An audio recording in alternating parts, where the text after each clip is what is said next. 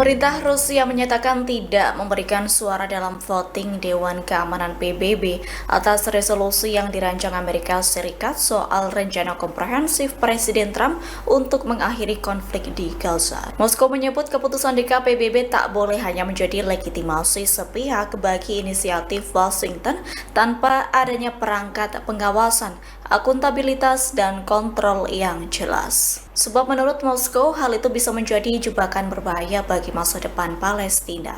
Dikutip dari tribunnews.com pada Selasa 18 November, menurut Rusia, resolusi Amerika Serikat yang berisi rencana pembentukan pasukan stabilisasi internasional yang akan bertugas di Gaza hingga 2027 gagal, sebab tidak memasukkan prinsip fundamental dua negara untuk dua bangsa.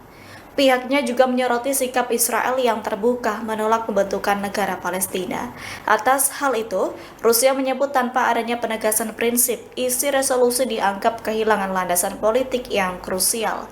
Lalu Rusia mempertanyakan mandat luas yang diberikan ke pasukan stabilisasi internasional. Rusia menilai mandat tersebut berpotensi mengubah misi perdamaian menjadi pihak yang terlibat konflik.